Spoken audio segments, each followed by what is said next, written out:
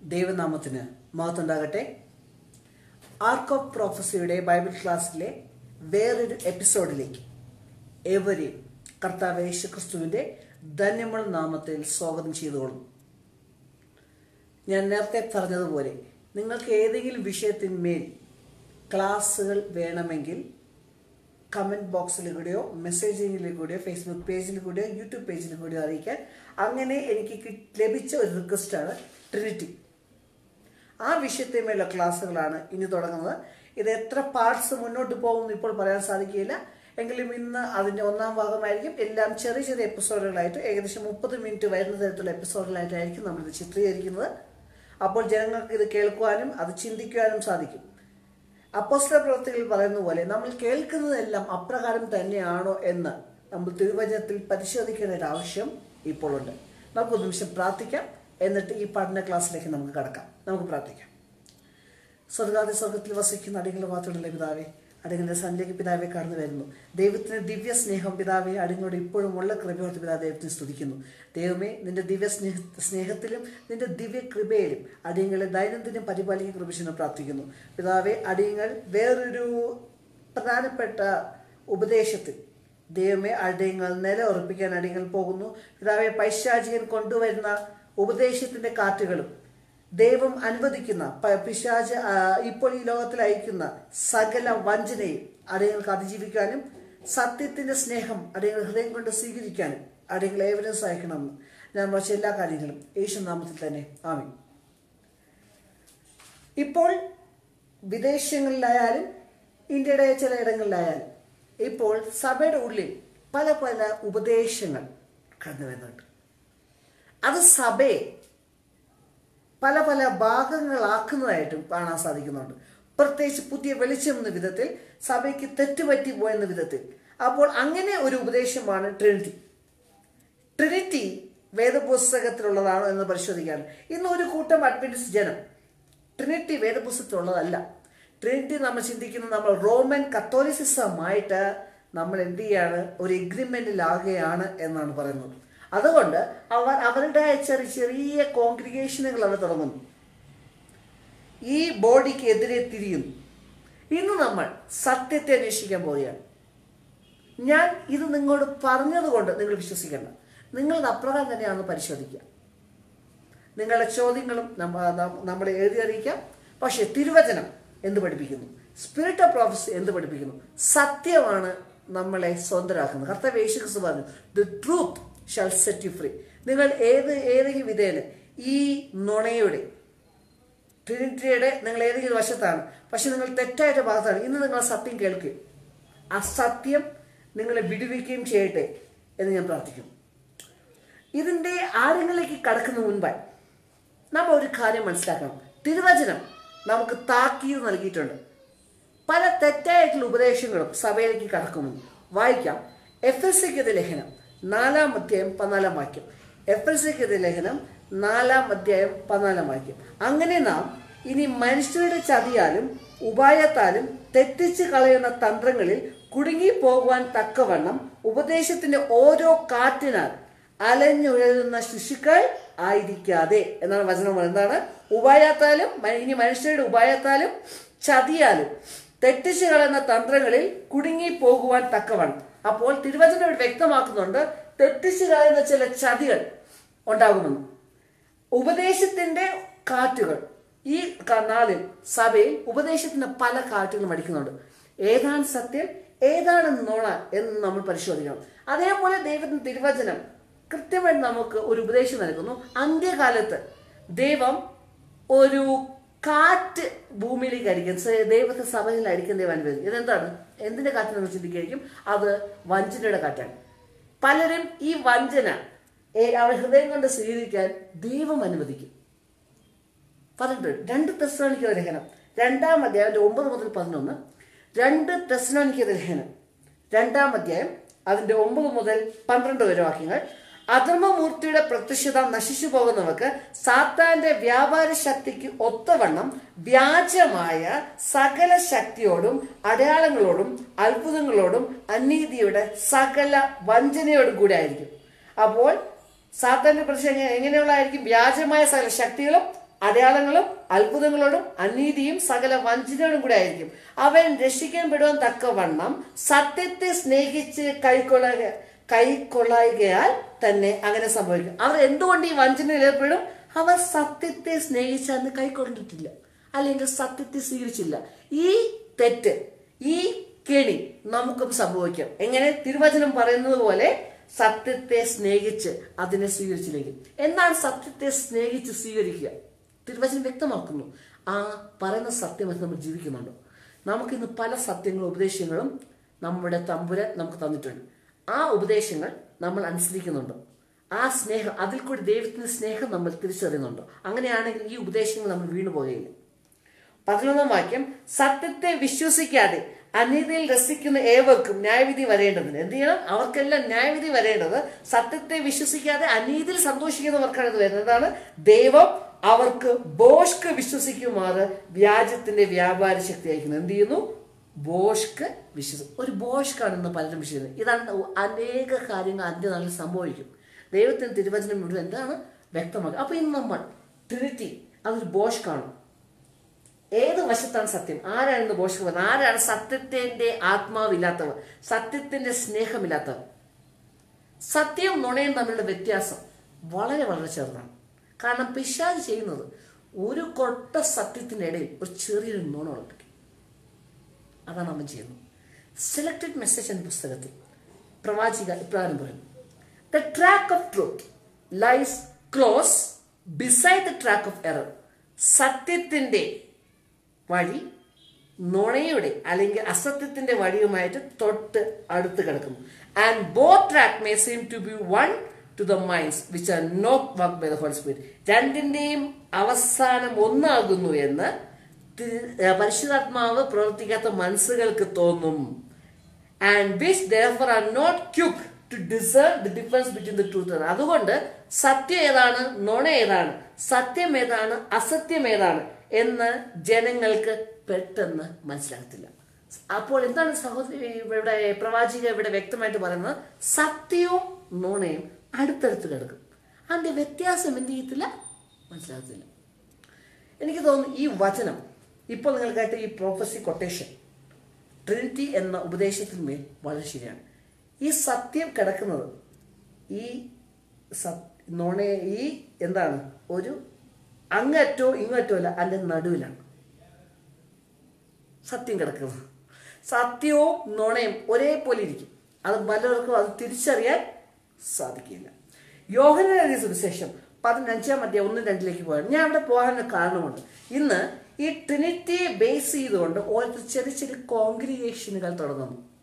അവർ സ്വതന്ത്രമായിട്ട് വിചാരിക്കും ഇനി നമുക്ക് ഈ സഭ വിട്ട് മാറിപ്പോകണം. ഈ സഭ അവിശ്വാസത്തിലേക്ക് പോയാണ്, വിശ്വാസത്യാഗത്തിലേക്ക് പോയാണ്. നമ്മൾ അവളെ വിട്ട് വെളിയിൽ വരണമെന്ന് പറഞ്ഞുകൊണ്ട് സഭയെ വിട്ടു പോകുന്നു. പക്ഷേ യോഹന്നാൻ എഴുതിയ സുവിശേഷം 15-ാം അധ്യായം 1-2 കർത്താവ് യേശുക്രിസ്തുവിന്റെ വാക്കുകളാണ് നമ്മൾ ശ്രദ്ധിക്കുന്നത്. വേറെ ആളുടെ വാക്കുകളല്ല, കർത്താവ് യേശുക്രിസ്തുവിന്റെ. ഞാൻ സാക്ഷാൽ മുന്തിരിവള്ളിയും എൻ്റെ പിതാവ് തോട്ടക്കാരനുമാകുന്നു. എന്നിൽ കായ്ക്കാത്ത കൊമ്പ് ഒക്കെ അവൻ നീക്കിക്കളയുന്നു. എന്നിൽ കായ്ക്കാത്ത കൊമ്പ് അവൻ നീക്കിക്കളയുന്നു. കായ്ക്കുന്നതൊക്കെയും അധികം ഫലം കായ്ക്കേണ്ടതിന് ചെത്തിവിടും. എന്തിനാണ് ദൈവം മുറിച്ചു മാറ്റുന്നത്? കായ്ക്കാത്ത കൊമ്പാണ്. മനസ്സിലാവുന്നുണ്ട് ഈ സത്യം? കായ്ക്കാത്ത കൊമ്പ് അല്ലെങ്കിൽ സത്യത്തിന്റെ സ്നേഹം സ്വീകരിക്കാത്ത കൊമ്പ് അല്ലെങ്കിൽ സത്യത്തെ കൈക്കൊള്ളാത്ത കൊമ്പുകളെ ദൈവം എന്ത് ചെയ്യും? വെട്ടി മാറ്റും. യോഹന്നാന്റെ സുവിശേഷത്തിൽ വ്യക്തമാക്കും ദൈവത്തിന്റെ സഭാജനത്തിൽ നിന്നും ദൈവം ഒരിക്കലും അവരെ വെട്ടിമാറ്റി വേറൊരു സഭാജനം അല്ലെങ്കിൽ വേറൊരു ഗ്രൂപ്പ് തുടങ്ങാൻ ദൈവത്തിന് തിരുവചനം ഒരിടത്തും നമ്മോട് ഉപദേശിക്കുന്നില്ല. സത്യത്തിലുള്ളവർ അവിടെ നിലനിൽക്കും. അവരായിരിക്കുന്ന അടുത്ത് സത്യത്തിൽ ഉറച്ചു വിശ്വസിക്കും.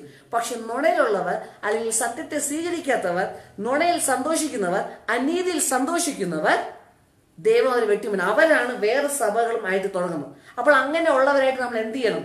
അകലം പാലിക്കേണ്ടത് വളരെ വളരെ അത്യാവശ്യമാണ്. കാരണം എൽഎൻ ജി വൈറ്റ് വ്യക്തമാക്കുന്നു, the church may appears as about to fall. സഭ വീഴാൻ പോകുന്നു എന്ന് ചിന്തിക്കും. But it does not fall. അത് വീഴുകയില്ല. It remains. അതെന്ത് ചെയ്യും? അത് നിലനിൽക്കുകയും ചെയ്യും. While the sinners in the Zion will be sifted out. സിയോണിലെ പാപികൾ എന്ത് ചെയ്യും?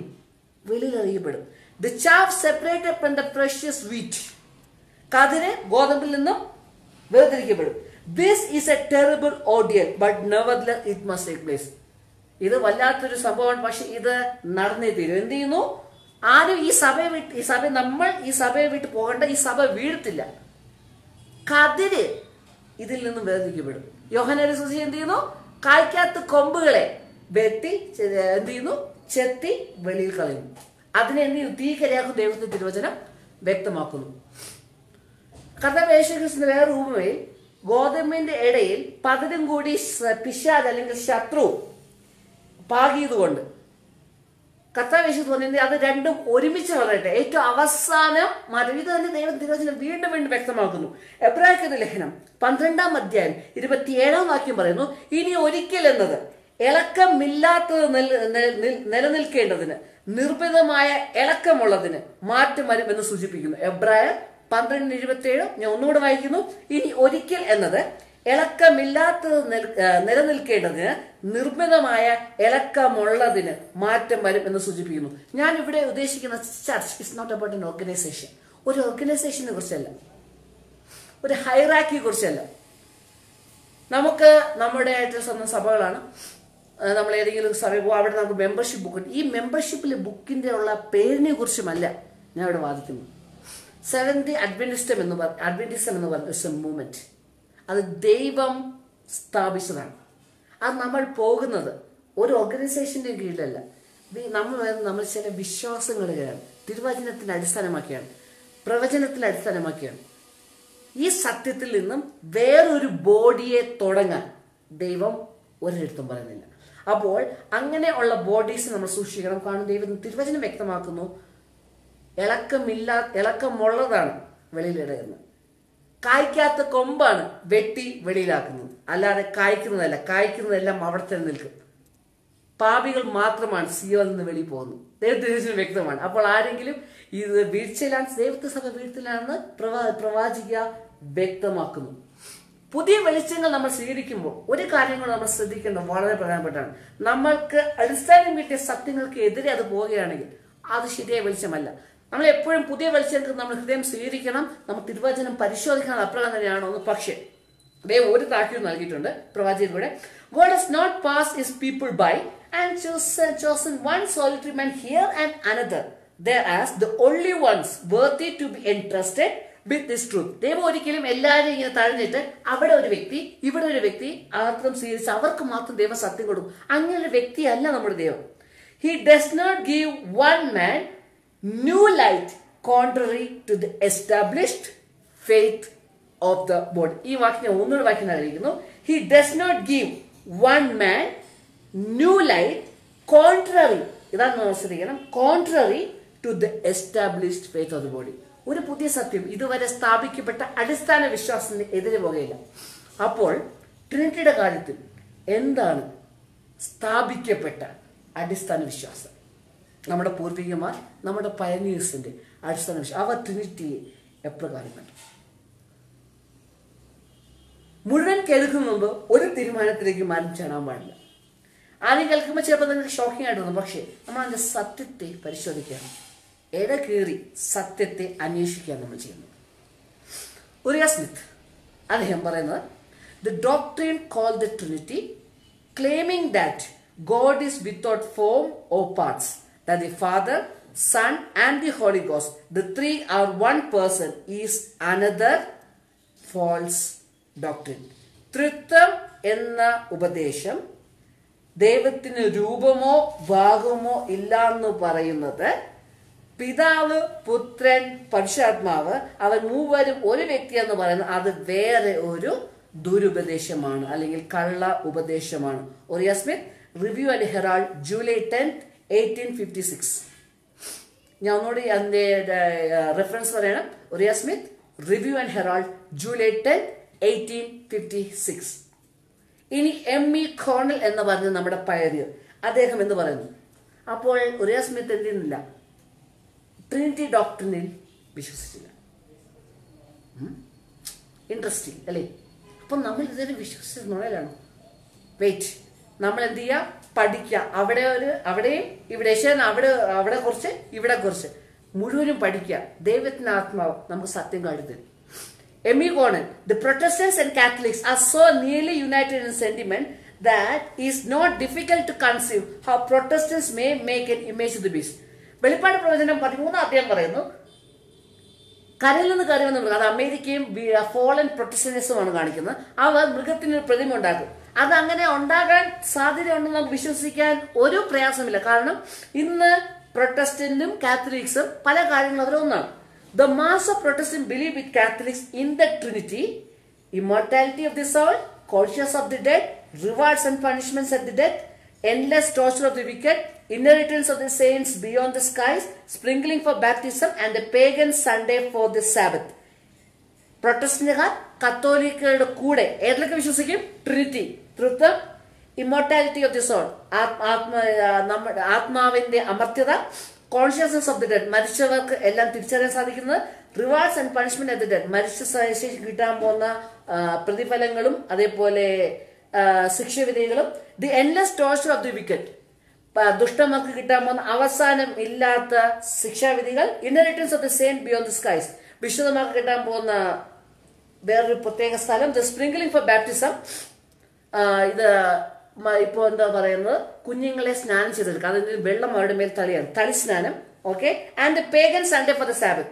ഇവർ ഈ കാര്യങ്ങളെല്ലാം കാത്തലിക്സും പ്രൊട്ടസ്റ്റന്റും ഒന്നാണ്. അതിലൊന്നാണ് ട്രിനിറ്റി. എന്നിട്ട് പറയുന്നു, all of which is contrary to the spirit and the letter of the New Testament.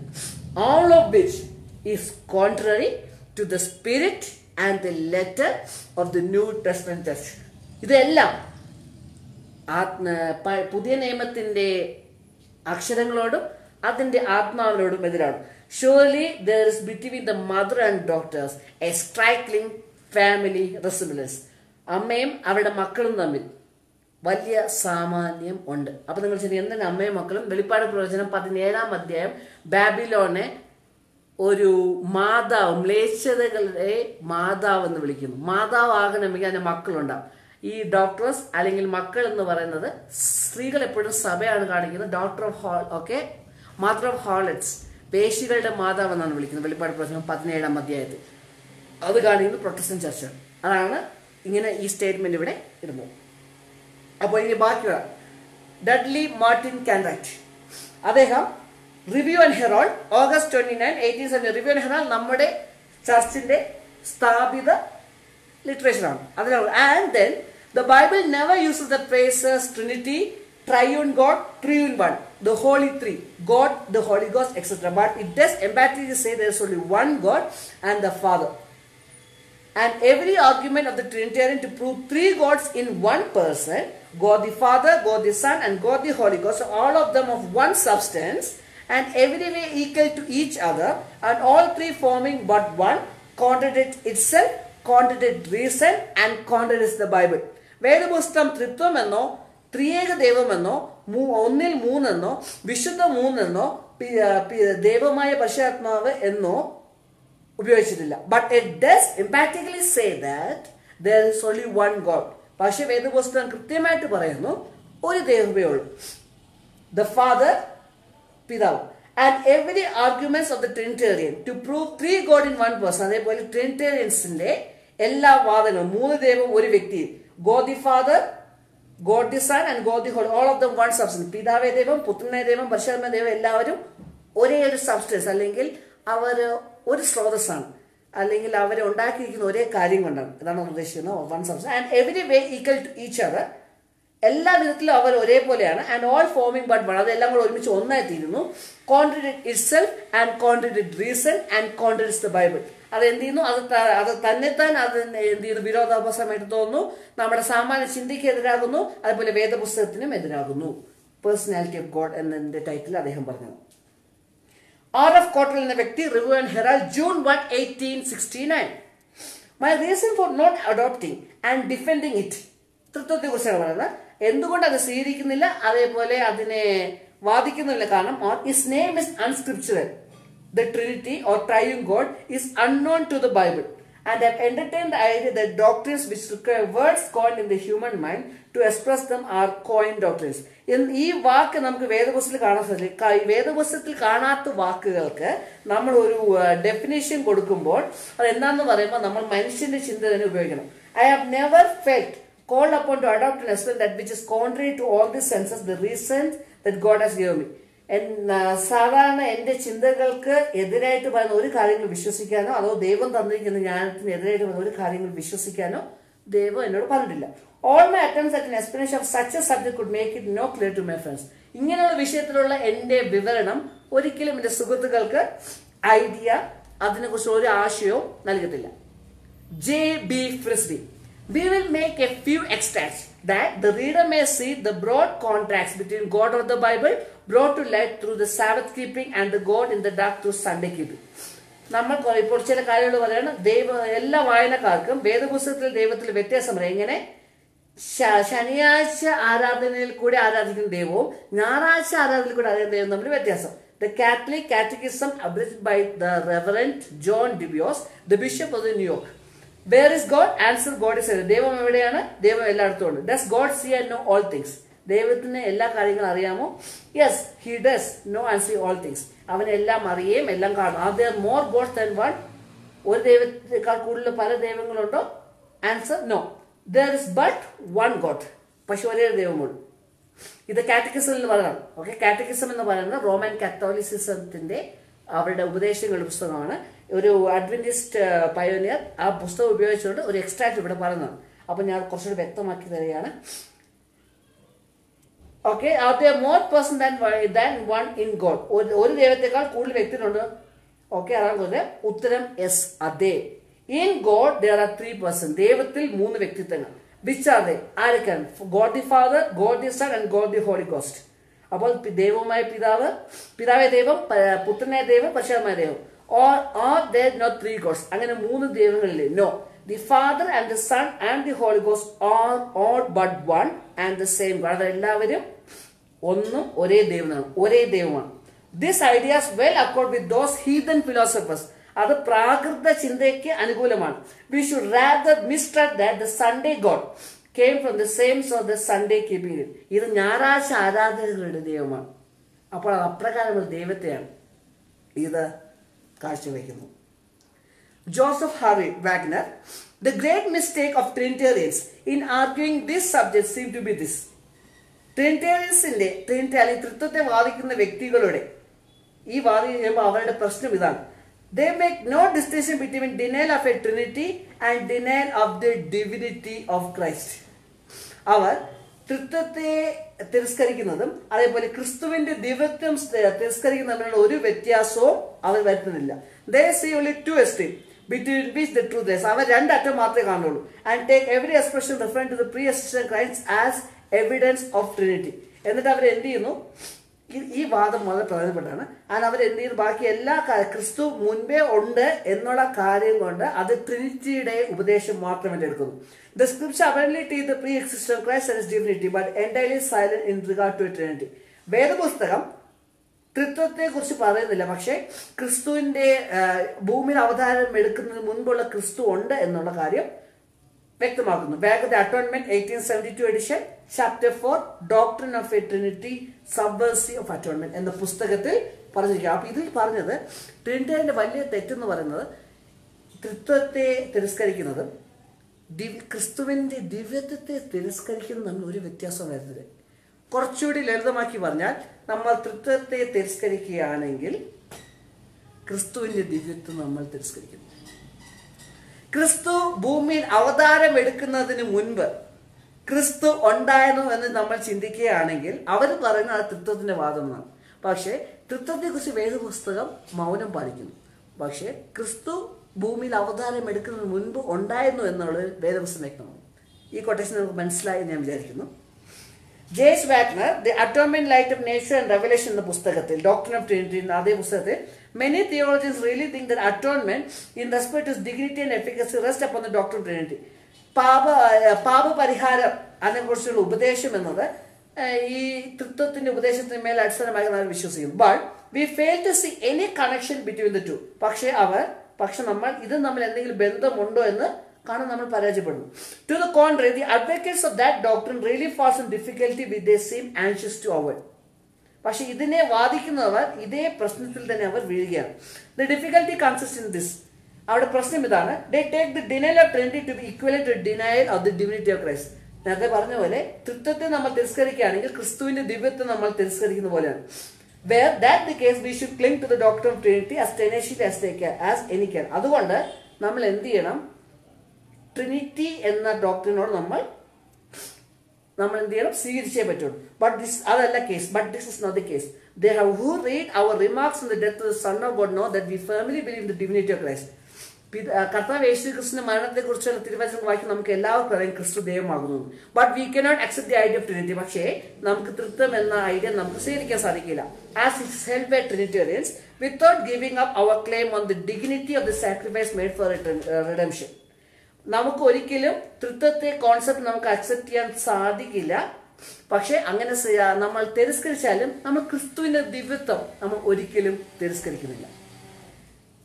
അപ്പോൾ നിങ്ങൾ ചിന്തിക്കും, അയ്യോ തൃത്വത്തെ കുറിച്ച് നമ്മുടെ പയനേഴ്സ് വിശ്വസിച്ചിട്ടില്ല. അപ്പം നേരത്തെ പക്ഷെ കൊട്ടേഷൻ അനുസരിച്ച് നമ്മുടെ എസ്റ്റാബ്ലിഷ് ഫെയ്ത്തിനെ എതിരായിട്ട് പോകുന്നതെല്ലാം തെറ്റാകുന്നു. അപ്പോൾ അതാണോ അവർ പയനേഴ്സ് ഉദ്ദേശിച്ചത്? ഒന്നാമത്തെ കാര്യം, തൃത്വം എന്ന വാക്ക് വേദപുസ്തകത്തിൽ ഉപയോഗിച്ചിട്ടില്ല. 100% സത്യമാണ്. പക്ഷെ ഒരു വാക്ക് വേദപുസ്തകത്തിൽ ഉപയോഗിച്ചിട്ടില്ല എന്ന് പറയുന്നത് കൊണ്ട് അത് പരിപൂർണമായിട്ട് തെറ്റെന്ന് പറയാൻ സാധിക്കില്ല. പരിശോധന ന്യായവിധി, ദ വേർഡ് ഇൻവെസ്റ്റിഗേറ്റീവ് ജഡ്ജ്മെന്റ് എന്ന പദവും ദൈവത്തിന്റെ വചനത്തില്ല. പക്ഷെ അത് സത്യമാണോ? ആ പ്രയോഗം നമുക്ക് ഉപദേശത്തിലൂടെ കാണാൻ സാധിക്കുന്നു. നമ്മളെല്ലാവരും ബൈബിൾ എന്ന് വിളിക്കുന്നു നമ്മുടെ വേദപുസ്തകത്തെ, ഹോളി ബൈബിൾ വേദപുസ്തകം. പക്ഷെ ഈ വാക്ക് തിരുവചനത്തിൽ എവിടെയും നമുക്ക് കാണാൻ സാധിക്കും? ഇല്ല. അപ്പോൾ ബൈബിൾ എന്ന് പറയുന്നത് തെറ്റാണ്? അല്ല. അപ്പോൾ ചിലർ വാദിക്കുന്നത് ട്രിനിറ്റി എന്ന വാക്ക് വേദപുസ്തകത്തിൽ ഉപയോഗിച്ചില്ല, അതുകൊണ്ട് ഇത് തെറ്റാകുന്നു. അപ്പോൾ ഈ നമ്മുടെ പയനേഴ്സ് എതിർത്ത ട്രിനിറ്റി എന്ന വാക്ക് എന്താകുന്നു എന്നുള്ളത് നമ്മൾ പഠിക്കണം. ഇത് മനസ്സിലാക്കണമെങ്കിൽ കുറച്ച് ചരിത്രത്തിലേക്ക് നമ്മൾ പോകണം. അതാണ് ഇന്ന് നമ്മൾ ചെയ്യാൻ പോകുന്നത്. ചരിത്രത്തിലേക്ക് പോകുന്നു. ഈ കാര്യം ആദ്യം തന്നെ വ്യക്തമാകുന്നു ഇന്നത്തെ എപ്പിസോഡിലൂടെ. ഈ കാര്യം വ്യക്തമാകുന്നു. അതിൻ്റെ അടുത്ത എപ്പിസോഡിൽ നമുക്ക് പുതിയ നിയമത്തിലും പഴയ നിയമത്തിലും തൃത്വത്തിന്റെ അടിസ്ഥാനം, ഞാൻ പറഞ്ഞ തൃത്വം ഏതെന്ന് ഞാൻ ഇത് പറഞ്ഞ ശേഷം നിങ്ങൾക്ക് മനസ്സിലാവും. അതായിരിക്കും അടുത്ത എപ്പിസോഡ്. നമുക്ക് വേദപുസ്തകത്തിലും സ്പിരിറ്റ് ഓഫ് പ്രൊഫസിയിലും എങ്ങനെ ഇതിന്റെ തെളിവുകൾ നമുക്ക് കാണാൻ സാധിക്കും. നമ്മൾ എന്താണ് ഇവിടെ പഠിച്ചുകൊണ്ടിരിക്കുന്നത്. അപ്പൊ നമ്മൾ ചരിത്രത്തിലേക്ക് പോയാണ്. ചരിത്രം അനുസരിച്ച് പലരും വിശ്വസിക്കുന്നത് ട്രിനിറ്റി എന്ന വാക്ക് ഉദ്ഭവിക്കുന്നത് കൗൺസിൽ ഓഫ് നീസിയയിലാണ്. അത് 325 AD ഉണ്ടായതാണ്. ഏതാണ്? The council of Nicaea. ഇനി ചരിത്രം പരിശോധിക്കുകയാണെങ്കിൽ അത് തെറ്റാകും നമുക്ക് മനസ്സിലാക്കാൻ സാധിക്കും. ഇതിന് ശേഷം 2ാമത്തെ 3ാമത്തെ നൂറ്റാണ്ടിലാണ് ടെർട്ടുല്യൻ എന്ന വ്യക്തിയാണ് ട്രിനിറ്റി എന്ന വാക്ക് എക്സ്പ്രസ് ചെയ്യുന്നത്. ഈ ട്രിനിറ്റി എന്ന വാക്ക് എന്ന് പറഞ്ഞാൽ 3 വ്യക്തികൾ ഒന്നാകുന്നു എന്ന ഒരു അർത്ഥം മാത്രമേ ഉള്ളൂ. പക്ഷേ ഈ കൗൺസിൽ ഓഫ് നീസിയയാണ് പ്രധാനം. ഞാൻ നേരത്തെ വായിച്ച കൊട്ടേഷൻ അനുസരിച്ച് ആ കൊട്ടേഷൻ എന്ത് പറയുന്നു? ട്രിനിറ്റിയെ സ്വീകരിക്കുന്നതും തിരസ്കരിക്കുന്നതും ക്രിസ്തുവിന്റെ ദിവ്യത്വം തിരസ്കരിക്കുന്ന തമ്മിലുള്ള വ്യത്യാസം അന്നത്തെ ജനം കണ്ടില്ല. എന്തുകൊണ്ട്? അതിലേക്കാണ് നമ്മൾ കിടക്കുന്നത്. ഓക്കെ. ഫെബ്രുവരി 24, 303 AD മുതൽ 311 AD എന്ന് പറഞ്ഞാൽ എംപെറിയൻ ഡയോക്ലീഷ്യൻ, അതേപോലെ എംപെറിയൻ ഗലേഷ്യസ്. എംപെറിയൻ ഡയോക്ലീഷ്യനെ കുറിച്ചാണ് നമുക്ക് വെളിപ്പാട് പ്രവചനത്തിൽ നമുക്ക് കാണാൻ സാധിക്കുന്നു. 10 ദിവസം 10 വർഷത്തെ ഉപദ്രവം. അതായത് നമുക്ക് ദൈവത്തിന്റെ തിരുവചനത്തിൽ നമുക്ക് വ്യക്തമായിട്ട് കാണാൻ സാധിക്കുന്നതാണ്. അതുവരെ ക്രിസ്ത്യാനികൾ എന്ത് ചെയ്തു? ഉപദ്രവം സഹിച്ചുകൊണ്ടിരുന്നു. പല ക്രിസ്ത്യാനികളും അവരുടെ വിശ്വാസത്തിന് വേണ്ടി ജീവൻ കൊടുത്തു. ഇത് കൗൺസിൽ ഓഫ് നീസിയയ്ക്ക് മുൻപുള്ള സംഭവമാണ്. 313 AD എഡിക്റ്റ് ഓഫ് മിലാനിൽ കൂടി കോൺസ്റ്റാന്റിൻ എന്ത് ചെയ്തു? ക്രിസ്ത്യാനിറ്റി ലീഗലൈസ് ചെയ്തു. ക്രിസ്ത്യാനിറ്റി ലീഗലൈസ് എന്ന് പറയുമ്പോൾ ക്രിസ്ത്യാനിറ്റിക്ക് ടോളറൻസ്, സർക്കാർ എന്ത് ചെയ്യത്തില്ല, ഭരണകൂടം എന്ത് ചെയ്യത്തില്ല, അതിനെതിരെ പ്രവർത്തിക്കത്തില്ല. യഥാർത്ഥത്തിൽ ക്രിസ്ത്യാനിറ്റി ഇത് ലീഗലൈസ് ചെയ്യുന്ന അർത്ഥം ക്രിസ്ത്യാനിറ്റി ഒരിക്കലും അവരുടെ പ്രധാന അവരുടെ രാജ്യത്തിന്റെ മതമായി മാറുന്നല്ല. യഥാർത്ഥത്തിൽ ക്രിസ്ത്യാനിത്വം രാജ്യത്തിന്റെ മതമായി മാറിയത് എംപറർ തിയോഡീസസ് 380 AD ഫെബ്രുവരി 27 പ്രഖ്യാപിച്ചപ്പോഴാണ് ക്രിസ്ത്യാനിത്വം ലീഗൽ റിലീജിയനായി മാറിയത്. പക്ഷേ ഇവിടെ ലീഗലൈസിങ് ക്രിസ്ത്യാനിറ്റി എന്ന് പറയുമ്പോൾ ക്രിസ്ത്യാനികളെ ഉപദ്രവിക്കാതിരിക്കുക എന്നുള്ള തീരുമാനത്തിലേക്ക് എത്തി 313. ആ കാലത്തിൽ ഏരിയസ് എന്ന് പറയുന്ന വ്യക്തി അലക്സാണ്ടറിൽ നിന്നാണ്. അദ്ദേഹം പ്രസംഗിച്ചു തുടങ്ങി, കർത്താവേ യേശു ക്രിസ്തു ദൈവമല്ല, പക്ഷെ ഒരു സൃഷ്ടിക്കപ്പെട്ട ഒരു വ്യക്തിയാകുന്നു. അങ്ങനെ 2 വ്യക്തികൾ തമ്മിലായി ഈ പ്രശ്നം. ഏരിയസിൽ നിന്ന് ക്രിസ്തു എന്ത് ചെയ്യുന്നു? സൃഷ്ടിക്കപ്പെട്ടതല്ല, സൃഷ്ടിക്കപ്പെട്ടതാകുന്നു എന്ന് പറയുന്നു. വേറെ വ്യക്തി ഉണ്ടായിരുന്നു, അത് അലക്സാണ്ടർ ആണ്. അലക്സാണ്ട്രിയ സ്ഥലത്ത് നിന്ന് അലക്സാണ്ടർ ആണ്. അദ്ദേഹം എന്ത് ചെയ്തു? പറഞ്ഞു, ഇല്ല, ക്രിസ്തു എന്ത് ചെയ്തു? ദൈവം തന്നെയാണ്. അപ്പോൾ ഇവിടെ ട്രിനിറ്റിയുടെ ഇപ്പോൾ ഈ നേരത്തെ പറഞ്ഞ കൊട്ടേഷൻ ഇവിടെ എന്തുകൊണ്ട് ഈ വ്യത്യാസം കണ്ടില്ല, അതിലേക്ക് നമ്മൾ കടക്കുന്നു. Arius move to Palestine, gain more followers and captivate the attention of Constantine. അതിനുശേഷം എന്ത് ചെയ്തു? ഇത് ചരിത്രത്തിൽ നിന്നെടുത്ത ഇതാണ്.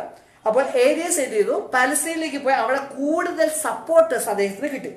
In order to settle the difference, Council of Nicaea was called in 325 AD. ഈ വ്യത്യാസം മനസ്സിലാക്കാൻ വേണ്ടി, തീർക്കാൻ വേണ്ടി 325 ഈ കൗൺസിൽ ഓഫ് നീസിയ കൂടി. അപ്പൊ ഈ കൗൺസിൽ ഓഫ് നീസിയയിൽ ട്രിനിറ്റി അല്ല വാദം, പക്ഷേ ക്രിസ്തു ദൈവമാണോ അല്ലയോ, ഇത് മാത്രമാണ് അവരുടെ ചർച്ചാ വിഷയം. 1800 ബിഷപ്പുകളിൽ കൂടുതൽ അവിടെ വന്നു, വിളിച്ചു. പക്ഷെ 300 പേരെ വന്നോളൂ. ഇവിടെ 3 ഗ്രൂപ്പുകളുണ്ട്. ഒന്ന് ഏരിയൻസ് ഗ്രൂപ്പാണ്. കർത്താവ് യേശു ക്രിസ്തു, ഓക്കെ, ഇത് അവരെന്ത് ചെയ്യുന്നു? അവർ വന്നു, കർത്താവ് യേശു ക്രിസ്തുവും പിതാവും, അവരെന്ത് ചെയ്യുന്നു? പിതാവ് മാത്രമാണ് ദൈവം, കർത്താവ് യേശു ക്രിസ്തു പിതാവ് സൃഷ്ടിക്കുകയെന്ന് പറഞ്ഞു. അതേപോലെ ഓർത്തഡോക്സ് ഗ്രൂപ്പ് പറഞ്ഞത് കർത്താവ് യേശു ക്രിസ്തുവും പിതാവും ദൈവമാണ്, പക്ഷെ അവർ ഒരേ സ്രോതസ്സാണ്. They are made of one substance. അവരുണ്ടാക്കിയിരിക്കുന്നത് അല്ലെങ്കിൽ അവരെന്താണ് ഒരേ കാര്യമാണ് രണ്ടിലും ഉള്ളത്. പിന്നെ മൂന്നാമത്തത് യൂസേബിയൻ ഗ്രൂപ്പ്. അവർ പറയുന്നു പിതാവും പുത്രനും ആദ്യം മുതൽക്കേ ദൈവവും അവർ നിത്യമായിട്ടും ഉണ്ടായിരുന്നതാണ്. ഞാൻ ആദ്യം പറഞ്ഞൊരു കൊട്ടേഷനിലേക്ക് നിങ്ങൾ സത്യം എപ്പോഴും എന്താണ്? അങ്ങറ്റമല്ല ഇങ്ങറ്റമല്ല. ഇവിടെ പല വാദങ്ങളുണ്ട്, പക്ഷെ ഇതിൽ ഇവർ പറയുന്ന പല കാര്യങ്ങളും സത്യമല്ല. ഞാൻ അങ്ങോട്ട് പോകുമ്പോൾ നിങ്ങൾക്ക് മനസ്സിലാവും. Arius teaching was rejected and Nicene creed was signed. അതിനുശേഷം എന്ത് ചെയ്തു? ഏരിയസിന്റെ ഇത് ആ കൗൺസിലിൽ എന്ത് ചെയ്തു? അവർ തള്ളി. അങ്ങനെ തള്ളിയതിന് ശേഷം നൈസിയൻ ക്രീഡ് സൈൻ ചെയ്തു. ഇതാണ് കൗൺസിൽ ഓഫ് നീസിയ. ഇവിടെ ക്രിസ്തു ദൈവമാണോ അല്ലയോ എന്നുള്ള മാത്രം വാദമാണ് കൗൺസിൽ ഓഫ് നീസിയയിൽ. ആ സമയത്താണ് നീസിയൻ ക്രീഡും സൈൻ ചെയ്തത്. നീസിയൻ ക്രീഡിൽ ഒരിക്കലും ട്രിനിറ്റിയെ കുറിച്ച് ഒരു വാക്കും അവിടെ ഇല്ല. പക്ഷെ ഇന്ന് ലോകം ട്രിനിറ്റിയും ഡിവിനിറ്റി ഓഫ് ക്രൈസ്റ്റുമായിട്ട് ടൈ ചെയ്യുന്നു. അങ്ങനെ ഒരു ടൈ നമ്മുടെ അഡ്വെന്റിസ്റ്റ് പയനിയേഴ്സ് കണ്ടിട്ടില്ല. അത് നേരത്തെ വച്ച കൊട്ടേഷൻ, അങ്ങനെ ഒരു ടൈ അവർ കണ്ടിട്ടില്ല. അവർ വാത്സല്യ ട്രിനിറ്റിക്ക് എതിരായിരുന്നു. പക്ഷെ ഏത് ട്രിനിറ്റി അങ്ങോട്ട് പറയാം. പക്ഷെ അവർ വിശ്വസിച്ചിരുന്നത് ക്രിസ്തു ദൈവമാകുന്നു. ഇന്നത്തുള്ള പല ആന്റി ട്രിനിറ്റേറിയൻസ് അവർ വിശ്വസിക്കുന്നത് ക്രിസ്തു ദൈവമല്ല, സൃഷ്ടിക്കപ്പെട്ടതാണ്. ട്രിനിറ്റി കാത്തലിക് ഡോക്ടറിനാണെന്ന് പറഞ്ഞുകൊണ്ട് അവർ പഠിപ്പിക്കുന്നു ക്രിസ്തു ദൈവമല്ല. പക്ഷെ എൻ്റെ തിരുവചനം, ദൈവത്തിന്റെ പ്രവാചകയിൽ കൂടി തരുന്ന തിരുവെഴുത്തുകളിൽ ദൈവം വ്യക്തമാകുന്നു കർത്താവ് യേശു ക്രിസ്തു ദൈവം തന്നെയാണ്. പിതാവും ദൈവമാണ്, കർത്താവ് യേശു ക്രിസ്തു ദൈവമാണ്, പരിശുദ്ധാത്മാവും ദൈവമാണ്. പക്ഷെ അപ്പോൾ എന്തുകൊണ്ട് നമ്മുടെ പയനിയേഴ്സ് ഇതിനെതിരെ പോയി? വേറൊരു കൊട്ടേഷൻ ഇതുകൂടെ വായിക്കും നമുക്ക്. Elder E.J. വാഗ്നർ അദ്ദേഹം എന്ത് പറഞ്ഞു? അവിടെ do you believe in Trinity? If I knew what you meant by the term I may tell you. എന്താണ് ആ പദം കൊണ്ട് നിങ്ങൾ ഉദ്ദേശിക്കുന്നതെന്ന് പറയുകയാണെങ്കിൽ ഞാൻ നിങ്ങൾക്ക് പറഞ്ഞുതരാം. But from the days of Athanasius until now all discussion of Trinity have been attempt to define the indefinable and the incomprehensible. നമുക്ക് ഒരിക്കലും മനസ്സിലാക്കാൻ പറ്റാത്ത കാര്യവും നമ്മുടെ ചിന്താ ശേഷിക്ക് പറ്റാത്ത കാര്യമാണ് ട്രിനിറ്റി എന്ന വാക്കുകൊണ്ട് നമ്മൾ എക്സ്പ്ലെയിൻ ചെയ്യാൻ ശ്രമിക്കുന്നു. Thousands have been put to death for not professing the belief in the formula which even his professor could not comprehend nor state in terms that anybody else could comprehend. ആയിരക്കണക്കിന് പേര് ഇത് വിശ്വസിക്കാത്തത് കൊണ്ട്, ട്രിനിറ്റിയിൽ വിശ്വസിക്കാത്തത് കൊണ്ട്. പക്ഷെ ഏതാണ് ആ ട്രിനിറ്റി ഞാൻ പറഞ്ഞുതരാം. ഈ ട്രിനിറ്റി എന്ന കോൺസെപ്റ്റിൽ വിശ്വസിക്കാത്തത് കൊണ്ട് 1000 പേരെ കൊന്നൊടുക്കി. പക്ഷെ ഇത് കൊന്നൊടുക്കുന്നവർക്കും ഈ ട്രിനിറ്റി എന്താകുന്നു ജനങ്ങൾക്ക് പറഞ്ഞു മനസ്സിലാക്കി കൊടുക്കാൻ സാധിക്കില്ല. Scripture reveal one God and father of all. ഒരു ദൈവം എല്ലാത്തിനും പിതാവിനെ കാണിക്കുന്നു, അവർ ലോർഡ് ജീസസ് ക്രൈസ്റ്റ്.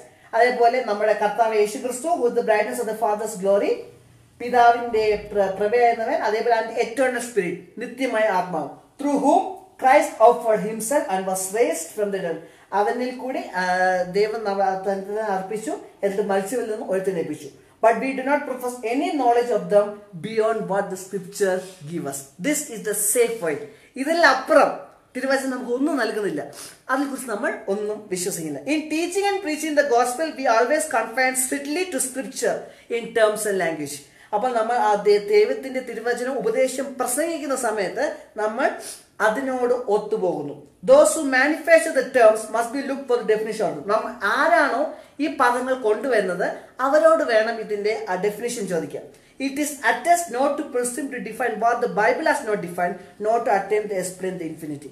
നമുക്ക് മനസ്സിലാക്കാൻ പറ്റാത്തത് എക്സ്പ്ലെയിൻ ചെയ്യാൻ പറ്റാതെ നമ്മൾ ഒരിക്കലും ശ്രമിക്കാൻ പാടില്ല. ഇനി ദ ബോംഷെൽ എന്താണ്? The Catholic Trinity. നമ്മൾ നമ്മുടെ ബോഡി ആയിട്ട് എസ്റ്റാബ്ലിഷ് ഫെയ്ത്ത് ആയിട്ട് വിശ്വസിക്കുന്നത് എന്താണ്? അത് നിങ്ങൾക്ക് വേണമെങ്കിൽ ട്രിനിറ്റി എന്ന് വിളിക്കാം. ട്രിനിറ്റി ഒരു ജസ്റ്റ് ഒരു വാക്ക് കോയിൻ ചെയ്താണ്. അതിനുശേഷം കൗൺസിലിംഗ് ലിസ്റ്റിക്ക് എല്ലാം ശേഷം. പക്ഷേ ഇവിടെ ട്രിനിറ്റിയിലെ യഥാർത്ഥ വിഷയം ക്രിസ്തു ദൈവമാണോ അല്ലയോ, പരിശുദ്ധാത്മാവിന്റെ സ്ഥാനം എന്ന് ഇതൊക്കെയാണ്. ഓക്കെ, കാത്തലിക്സ് വിശ്വസിക്കുന്ന ട്രിനിറ്റി എന്തായിരുന്നു? നീസിയൻ ക്രീഡ് കൊണ്ട് ഉദ്ദേശിച്ചത് എന്തായിരുന്നു? The mystery of the most holy Trinity. ഇത് അവരുടെ catechism of Catholic Church part 1 the profession of faith എന്ന ഭാഗത്ത് അവർ പറയുന്നതാണ് 261 line. The mystery of the most holy Trinity is the central mystery of the Christian faith and of Christian life. God alone can make it known to us by revealing himself as the Father, Son and the Holy Spirit. ക്രിസ്തീയ വിശ്വാസത്തിന്റെ കേന്ദ്രമാകുന്നു വിശുദ്ധ തൃത്വം. അത് ദൈവത്തിന് മാത്രമാണ്. അവൻ പിതാവായും പുത്രനെയും വശമായി നമ്മൾ വെളിപ്പെടുത്തി നമ്മുടെ മുമ്പിൽ വെളിപ്പെട്ട് നമുക്ക് അത് വിവരിച്ചു തരാൻ സാധിക്കുന്നു. The incarnation of God son reveal the God is eternal father and that the son is consubstantial with the father. പുത്രനായ കർത്താവ് യേശു ക്രിസ്തുവിന്റെ ഈ ഭൂമിയിലേക്കുള്ള അവതാരം നമുക്ക് ചൂണ്ടിക്കാണിക്കുന്നത് പിതാവായ ദൈവവും അതേപോലെ പുത്രനായ ദൈവവും പിതാവുമായിട്ട് ഒരുവനാകുന്നു. എന്നാൽ ഈ രണ്ടുപേരും രണ്ട് വ്യക്തികളല്ല, അവർ ഒരു വ്യക്തിയാണ്. കോൺസബ്സ്റ്റൻസ്. രണ്ടുപേരും ഉണ്ടാക്കിയിരിക്കുന്നത് അവരെ എന്താണുള്ളത്? രണ്ടും ഒന്നാണ്. അവർ ഒരേ കാര്യം രണ്ട് ഫോമിലാകുന്നേ ഉള്ളൂ. കുറച്ചുകൂടി ലളിതമാക്കി പറയുകയാണെങ്കിൽ in the father and with the father and son is one and the same God, which means that in the Father and with the Father, Son is one and the same God. പിതാവായാലും പുത്രൻ അവരെല്ലാം ഒന്ന് തന്നെ. അവർ മൂന്ന് വ്യക്തിത്വങ്ങളല്ല. ഒരു ബീയിങ്ങിൽ ഒരു കാര്യത്തിൽ അവർ മൂന്ന് പേരാണ്. അല്ലെങ്കിൽ ഒരേ ആള് പിതാവായിട്ടും പുത്രനായിട്ടും പരിശുദ്ധാത്മാവായിട്ടും വരുന്നു. The mission of the Holy Spirit sent by the Father, the name of the Son and by the Son from the Father revealed that with the Spirit is one and the same God. അതേപോലെ പരിശുദ്ധാത്മാവ് അവരെപ്പോലെ ഒന്നാണ്. അല്ലെങ്കിൽ holy spirit is also consubstantial with father and son. പരിശുദ്ധാത്മാവും അവരും എല്ലാവരും ഒന്ന് തന്നെയാണ്.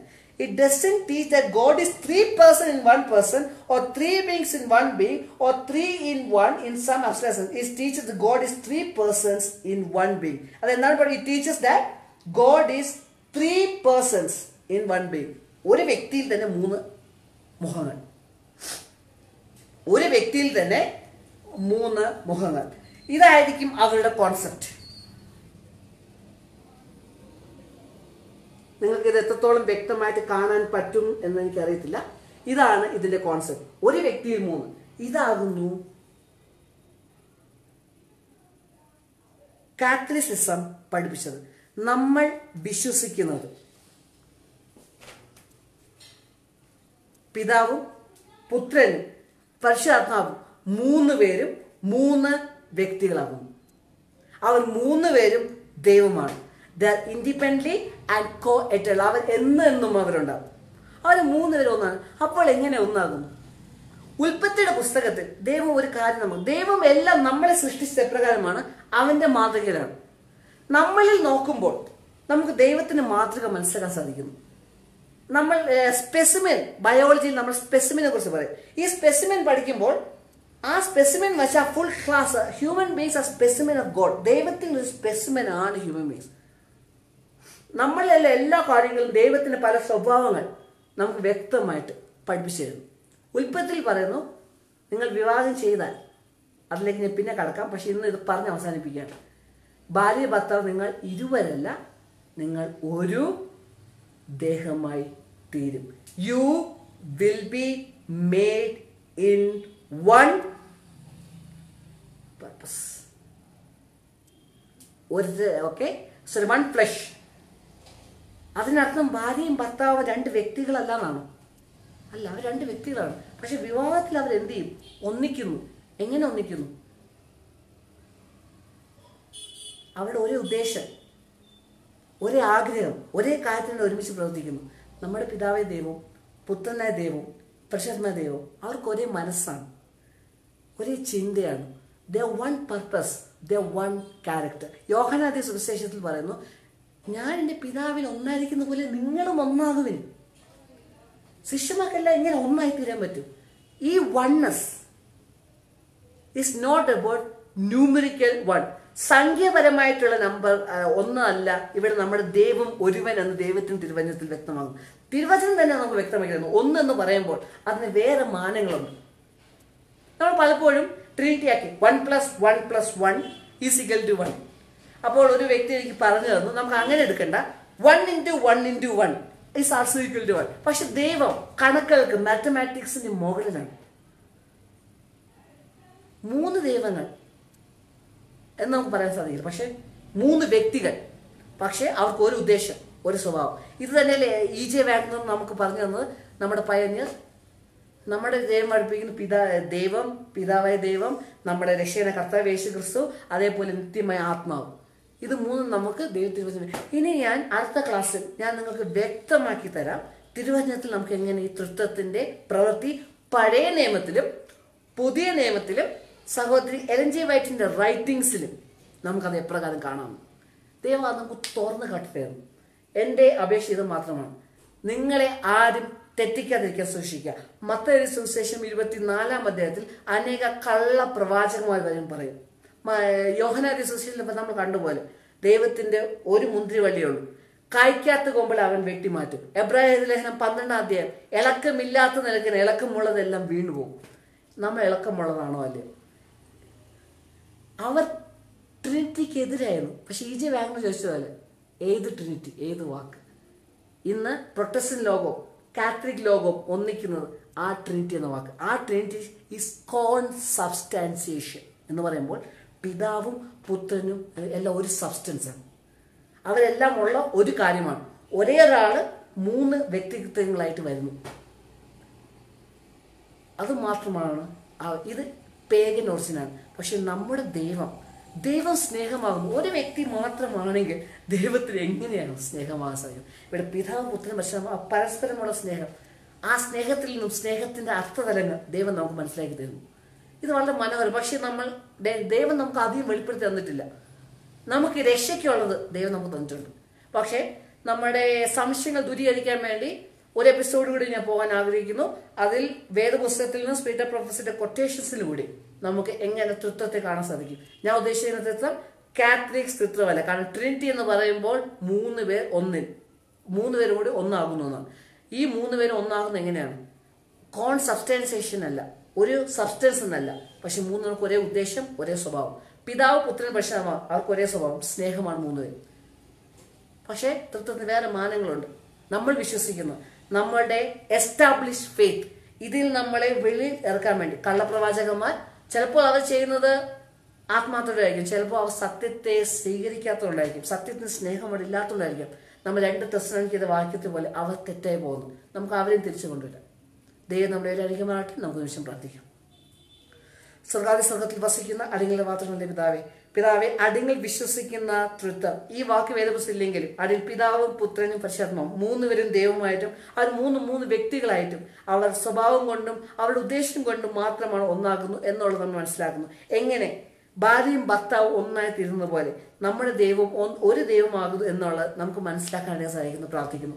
അടുത്ത എപ്പിസോഡിൽ പിതാവെ തിരുവചനത്തിൽ നിന്നും സ്പിരിറ്റ് ഓഫ് പ്രോഫസിന്റെ കൊട്ടേഷനിലൂടെ പോകാൻ പിതാവെ, നമ്മുടെ പയനീഴ്സ് വിശ്വസിച്ചിരുന്ന സംസാരിച്ചത് ആ ട്രിനിറ്റി ഏതെങ്കിലും വ്യക്തികൾ നമ്മുടെ അടുക്കിലേക്ക് ഈ കൊട്ടേഷൻസ് ആയിട്ട് കൊണ്ടുവരികയാണ് പിതാവെ, നമുക്ക് ഉറപ്പിച്ച് പറയാൻ സാധിക്കും പിതാവെ, അവർ സംസാരിച്ച ട്രിനിറ്റി എന്ന് പറയുന്നത് കാത്തലിക് ട്രിനിറ്റിയാണ്. ആ ട്രിനിറ്റി ഒരിക്കലും നമ്മൾ പിതാവെ വിശ്വസിക്കുന്നില്ല. ഈ സത്യം അടിയങ്ങളുടെ ഹൃദയത്തിൽ ഉറയ്ക്കാൻ അടിയങ്ങളെ സഹായിക്കണമെന്ന് ഞാൻ പക്ഷേ എല്ലാ കാര്യങ്ങളും യേശു നാമത്തിൽ തന്നെ ആമേൻ. അവസാനം മുമ്പ് ഒരു കാര്യം, നമ്മുടെ വിശ്വാസവും ബാക്കിയുള്ള എല്ലാ പ്രൊട്ടസ്റ്റന്റ് സഭകളുടെ വിശ്വാസം തമ്മിൽ ഹ്യൂജ് ഡിഫറൻസ് ഉണ്ട്. കാത്തലിസിസം ശബത്ത് മാത്രമല്ല നമുക്ക് സാധ്യം, എല്ലാ കാര്യത്തിലും we have a pure doctrines, we are the virgin. അത് നമ്മൾ എപ്പോഴും ഓർക്കുക. തിരുവചനം പഠിക്കുക, തിരുവചനം നമുക്ക് വഴികാട്ടും. ദൈവം നമ്മളെ അനുഗ്രഹിക്കാൻ പറയട്ടെ. ആമേൻ.